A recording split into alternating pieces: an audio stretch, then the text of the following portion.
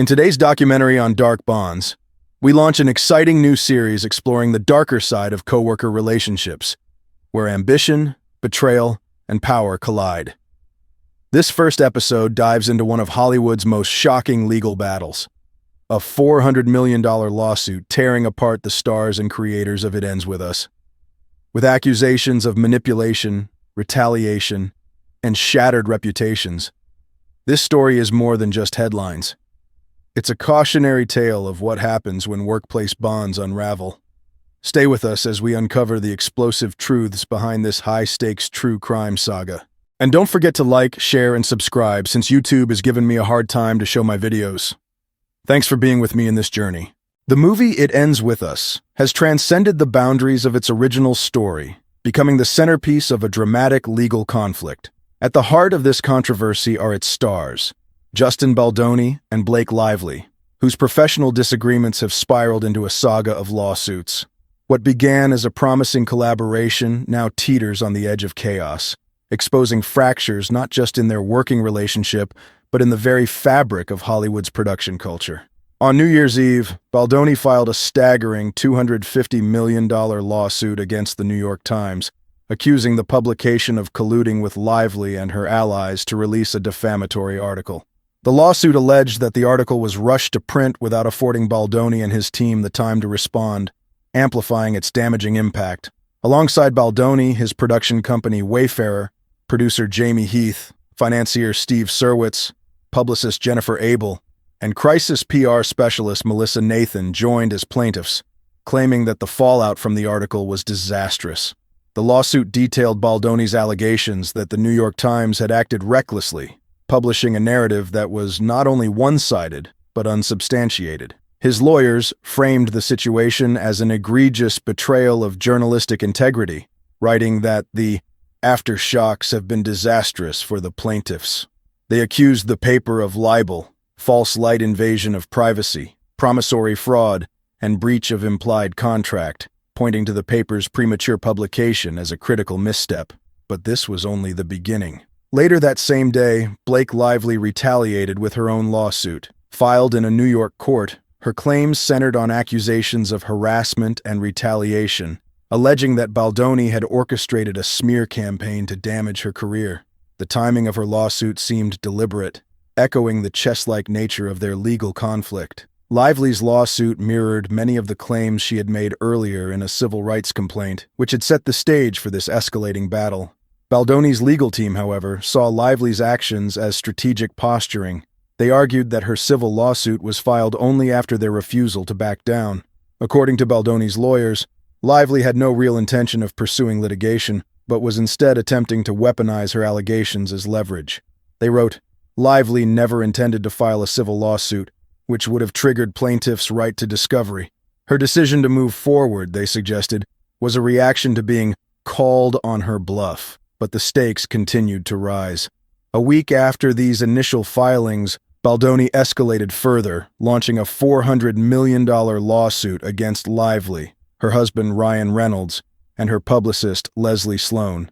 This suit accused Lively and her team of fabricating allegations, executing a smear campaign against Baldoni, and attempting to seize control over the film and its promotion. Baldoni's team claimed that this was not just about legal disputes. It was a calculated effort by Lively to harm his reputation and professional standing. The lawsuits revealed conflicting narratives about the events that unfolded during the production of It Ends With Us.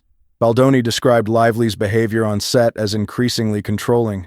He alleged that she rewrote scripts daily, disrupted production, and imposed stringent demands on the team. According to Baldoni, this domineering interference led to unnecessary delays and chaos. In stark contrast, Lively's accounts painted Baldoni as dismissive and disrespectful, recounting incidents she described as deeply humiliating. One such incident involved a claim by Lively that Baldoni had fat-shamed her shortly after she had given birth to her fourth child. In her lawsuit, she alleged that Baldoni contacted her fitness trainer without her knowledge, implying that she needed to lose weight for the film. Baldoni, however, offered a different version. He stated that his inquiry was solely for safety reasons, as he had a physically demanding scene that involved lifting her. This interaction, Baldoni claimed, was misinterpreted and escalated into a confrontation that left him offering repeated apologies. Another contentious moment centered around a meeting in Lively's trailer. Lively alleged that producer Jamie Heath entered unannounced while she was in a state of undress, refusing to leave despite her protests. Heath's account, however, described the situation as entirely professional, claiming that Lively had requested the meeting and that he had adhered to her boundaries. Both sides pointed to potential witnesses to back their claims, setting the stage for what would likely become a courtroom battle over differing recollections. The disputes extended to specific scenes in the film. During the filming of a slow dance montage, Lively accused Baldoni of acting inappropriately, alleging that he broke character to whisper in her ear while dragging his lips along her neck. Baldoni refuted this claim, insisting that the moment was part of their performance and had been recorded on film.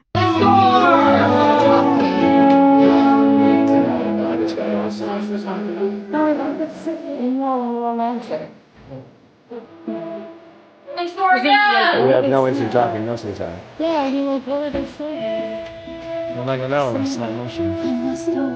I'm never gonna find out. God only knows. And they win! Oh my gosh, we don't shut up. And Emily and I have we have these moments where Staring, you just stare. Literally we've done it for 5 minutes. it's like, I think you would find it terrifying. We just literally hit each other, and when time. I found a sociopath. And time stops. Yeah. But that's just how it's been for us from the beginning. No, we're like, oh my god, there's not enough time. Oh. And they score again. No. Again. It's like, oh my god, I forgot to tell you something else. No, I think that's cute. You guys are really cute. I think it's more than cute. I feel so nosy. I know. Noses. And my nose is so big. Yes. I was hoping that we could address this. It's not too late. Just gotta shut down. We gotta call an insurance month and just deal with that. And then Cut. He argued that his actions were consistent with his character and that the interaction had been misrepresented. As these lawsuits unfolded, they revealed not just a clash of egos but a deeper narrative about power, control, and trust. The contrast between the project's initial promise and its current turmoil is striking. What began as a celebrated adaptation of a beloved book has devolved into a spectacle of accusations, counterclaims, and legal maneuvering. The outcome of these lawsuits will likely have far-reaching implications, not just for the careers of those involved, but for the broader culture of accountability in Hollywood. Production was in full swing for It Ends With Us, and tensions were beginning to seep into what should have been a seamless romance montage. The scene featured Lily and Ryle on a date, and to set the mood, one of the producers played music, creating an ambiance for the characters to slow dance. But what unfolded on set was far from smooth. Baldoni's legal team alleged that Lively was unable, or unwilling, to follow direction. Instead, she insisted the characters constantly speak during the scene, an approach that clashed with the vision of Baldoni, who was both directing and acting, and the assistant director. They had envisioned the scene as quiet, emotive, and character-driven. As filming commenced, Lively reportedly broke character repeatedly, speaking as herself rather than as Lily. This created confusion for Baldoni, who struggled to balance his artistic vision with his performance. He continued to direct while attempting to keep the scene cohesive. During the shoot, Lively apologized for the scent of her spray tan and body makeup. Baldoni responded, "It smells good," and continued to act in the moment, slow dancing as he believed his character would, with the physicality required for the scene. Lively later accused Baldoni of inappropriate behavior during this interaction, claiming the scene was filmed without sound, and alleging that his actions were unrelated to their characters. Baldoni's team, however, contested this narrative. They stated that Baldoni had been wearing a microphone and that the entire exchange had been recorded on camera. This claim, if proven in court, could present a significant challenge to Lively's allegations. Baldoni's lawyers argued that while disproving this particular incident wouldn't invalidate all of Lively's claims, it could cast doubt on her broader narrative, giving his legal team critical leverage. The disputes between the two extended far beyond this single scene. Lively's lawsuit included numerous allegations of a hostile work environment, while Baldoni's countersuit painted her as a disruptive force during production. One of the most contentious issues involved the role of an intimacy coordinator, a requirement Lively claimed was absent during filming. Her lawsuit demanded that an intimacy coordinator be present at all times for scenes involving physical contact, and that such scenes be pre-approved and choreographed in advance. Baldoni's lawsuit countered this claim by presenting a different story. He alleged that not only was an intimacy coordinator already hired before production began, but that Lively had declined to meet with the coordinator prior to filming. Text messages submitted as evidence suggested that Lively had dismissed the need for pre-production meetings, saying she would meet her when we start. This decision, according to Baldoni, resulted in certain intimate scenes being developed without input from both the coordinator and Lively. When the coordinator later proposed adjustments, Lively reportedly rejected them, instead choosing to rewrite the scenes herself. Baldoni accused Lively of using these circumstances, which he argued were created by her, to claim that he had pushed her to perform what she described as uncomfortable or gratuitous scenes. His legal team argued that the scenes in question had been proposed by the intimacy coordinator and were typical for such productions. Detailed notes taken by Baldoni during meetings with the coordinator were submitted as evidence, which he later read to Lively in an effort to address her concerns. The tension surrounding the role of the intimacy coordinator was part of a broader list of demands that Lively presented to the production team. Her lawsuit highlighted a document outlining 17 specific actions aimed at addressing her allegations of misconduct on set. These demands included additional oversight, safety measures, and changes in how intimate scenes were handled. Baldoni and producer Jamie Heath agreed to these terms, but not without reservations. According to Baldoni's lawsuit, the demands were unnecessary, as many of the measures were already in place. Nonetheless, they signed the agreement, fearing that refusal would lead to the collapse of the production, significant financial losses, and job cuts for hundreds of crew members. However, Baldoni claimed this agreement was later weaponized against him. He alleged that Lively falsely suggested their compliance was an acknowledgement of misconduct, which he vehemently denied. His lawsuit described the situation as one where the production team was forced to acquiesce to avoid greater harm, even though they disagreed with the characterizations made in the document. The legal battle over these issues is a complex one, with each side presenting starkly different accounts. Lively's allegations portray a work environment fraught with harassment and power imbalances, while Baldoni's countersuit frames her actions as manipulative and calculated. The court will have to sift through text messages, production notes, and recorded footage to determine where the truth lies. In lawsuits of this magnitude, every word is deliberate. It's no surprise that certain details aren't included in Lively's initial filing. No lawyer willingly includes information that could weaken their client's position. This is why it's crucial not to jump to conclusions after reading just one side. Each lawsuit is crafted to present the best-case scenario for its respective party, often leaving out or twisting facts that might complicate their narrative. Parsing out the truth will now fall to the courts. But as these filings show, the truth is anything but simple.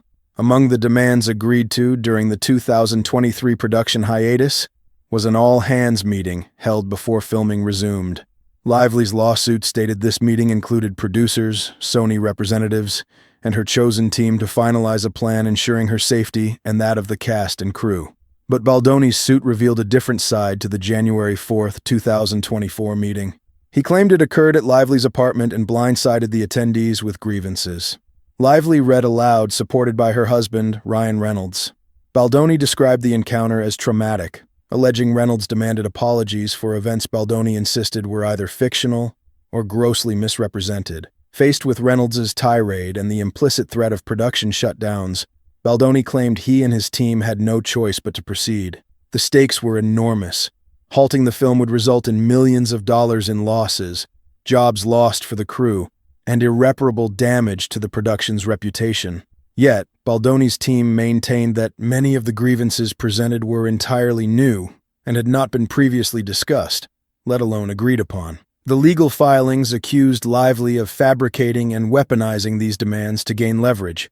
The battle over creative control continued into post-production. Lively began requesting access to dailies, the raw footage from each filming day, and subsequently pushed to join Baldoni in the editing room. Texts submitted as evidence revealed her eagerness, claiming she could provide invaluable insight. Despite his reservations, Baldoni allowed her involvement to maintain peace and progress. What began as a 2-day collaboration stretched into 10 days, during which Lively allegedly worked alone in the editing bay. Baldoni's legal team claimed she replaced the film's editors and composer with individuals from Reynolds' projects, including Deadpool and Wolverine. Lively also created her own cut of the film, financed by Wayfarer. The dispute over these edits reached Sony, with Baldoni alleging that the distributor backed Lively out of fear she would delay the film's release or withdraw promotional support. Sony reportedly persuaded Lively to compromise, incorporating elements from Baldoni's version into the final cut.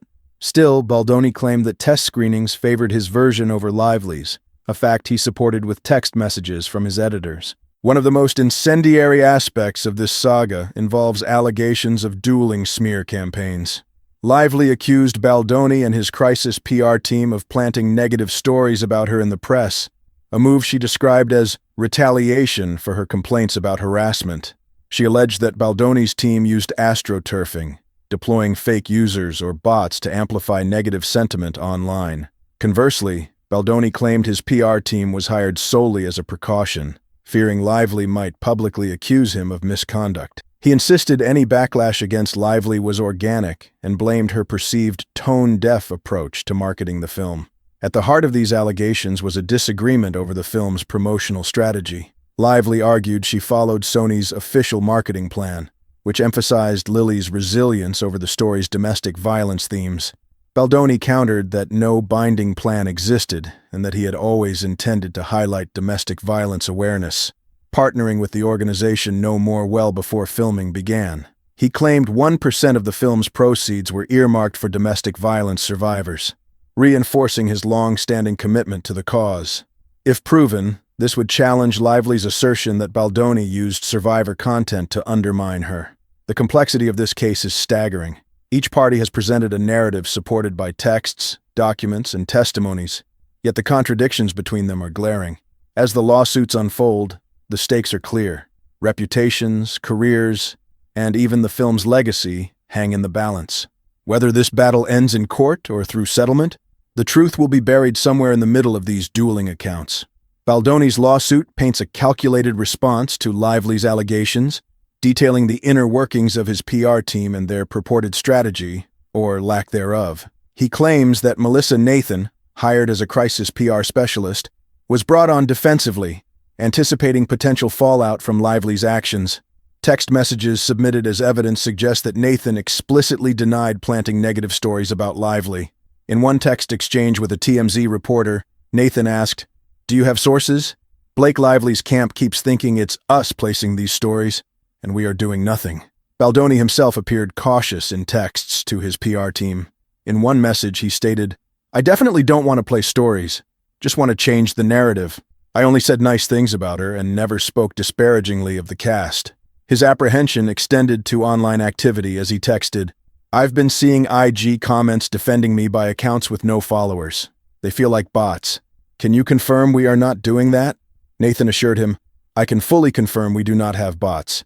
It's not what we do." The texts also included Nathan messaging Baldoni's publicist, Jennifer Abel, regarding a negative article about Lively, stating, "You didn't do this? We didn't do this. It's all organic and really stupid."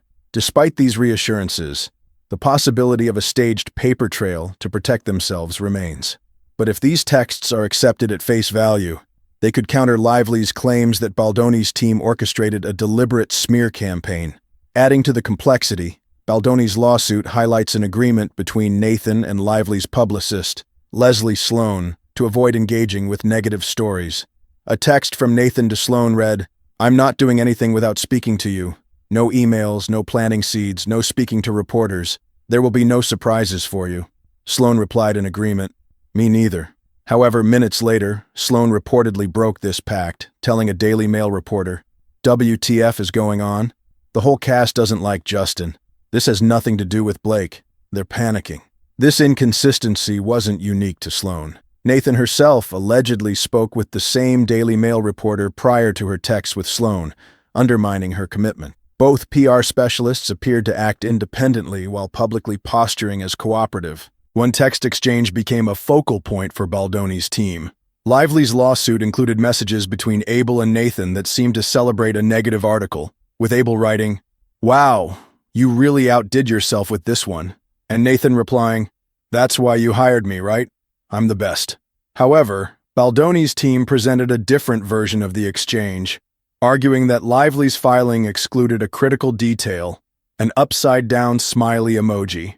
Baldoni's lawyers claimed the emoji conveyed sarcasm or irony, suggesting the conversation mocked the idea of planting stories rather than confirming it. This alleged manipulation of evidence led Baldoni's team to accuse Lively and her allies of cherry-picking and doctoring messages to fit their narrative. Baldoni's lawyers argued that the New York Times accepted this distorted narrative without proper investigation, enabling defamation on a massive scale. They alleged that Lively's team used misleading texts to portray Baldoni as vengeful, intent on retaliating against her harassment claims. As tensions escalated, Baldoni claimed that Lively turned the film's cast and the book's author, Colleen Hoover, against him. According to the lawsuit, Lively and Reynolds orchestrated a social media strategy, encouraging the cast to unfollow Baldoni and creating a false perception of wrongdoing. Baldoni's team argued that this campaign, combined with her refusal to promote the film alongside him, sought to control the narrative leading up to the movie's release. The conflict extended to the film's premiere. Baldoni alleged that Lively initially barred him from attending, only relenting under pressure. Even then, he claimed he and his team were segregated from the main cast, confined to a basement area, and excluded from the exclusive after-party. His participation on the red carpet was limited, and his family and friends were relegated to a separate theater. Texts and photos submitted as evidence appeared to support these claims. However, inconsistencies arose in Baldoni's accounts. In his lawsuit against the New York Times, Baldoni claimed that during the premiere of Deadpool and Wolverine, Reynolds confronted Baldoni's agent at William Morris Endeavor, pressuring them to drop him as a client. Yet, WME publicly denied this, stating the agent wasn't even present. In his civil suit against Lively, Baldoni revised the story, alleging that Reynolds made disparaging remarks to WME executives, calling him a sexual predator. This inconsistency could weaken Baldoni's credibility and provide leverage for Lively's legal team. As the film neared its release, Baldoni claimed that Lively and Reynolds made additional demands, including pressuring Wayfarer to issue a public statement accepting blame for production issues.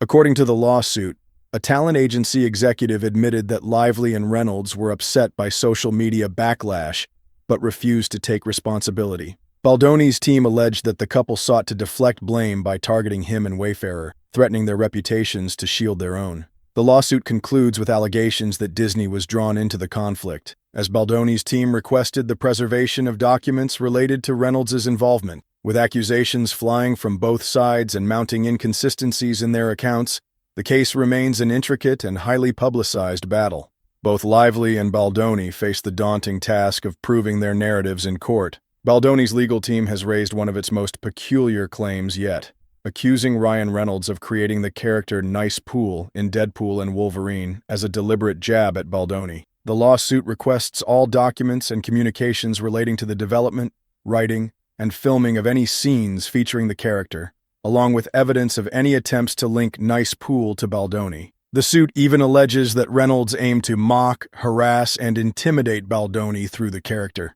At first glance, this accusation may seem far-fetched, yet Baldoni's team insists they can prove it in court. They argue that the timing of the character's creation, whether it occurred before or after production on It Ends With Us, will be pivotal. Baldoni himself believes there's a resemblance between his pre-movie appearance and the character, but whether this holds any merit will be determined in court. Still, many view this claim as a reach, given the gravity of other issues at stake. Lively's legal team wasted no time responding to Baldoni's lawsuit. In a fiery statement, they dismissed his claims as part of an abuser's playbook, accusing him of employing Darvo tactics: deny, attack, reverse victim, and offender. They stated, "This is an age-old story. A woman speaks up with concrete evidence of harassment, and the abuser attempts to turn the tables. Wayfarer has opted to use its resources to launch meritless lawsuits and overwhelm the public's ability to understand what's happening. The evidence will show that the cast and others had their own negative experiences with Mr. Baldoni. This strategy of attacking the woman does not refute the evidence of Ms. Lively's complaint and will fail." Baldoni's team fired back, labeling Lively's statement as an attempt to manipulate public perception. They wrote, "The mere fact that Ms. Lively feels she can destroy Mr. Baldoni's reputation without allowing him the chance to defend himself is preposterous.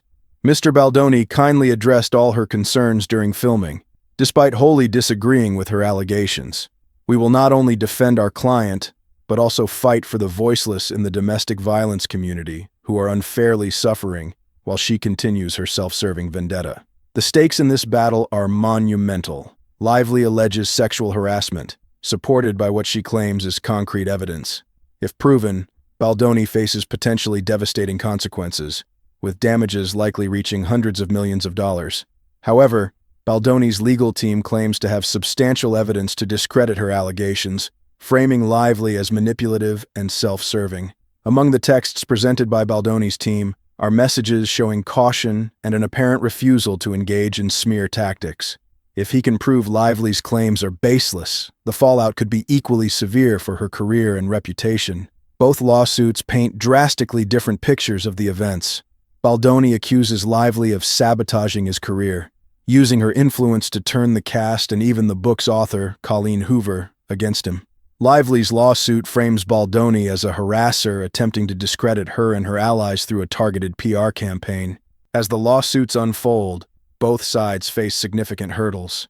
Lively's team will need to prove her allegations beyond doubt, while Baldoni must substantiate his claims of manipulation and defamation. The court will sift through a mountain of evidence, from texts and emails to production records and even accusations involving a fictional character. The stakes extend far beyond legal settlements.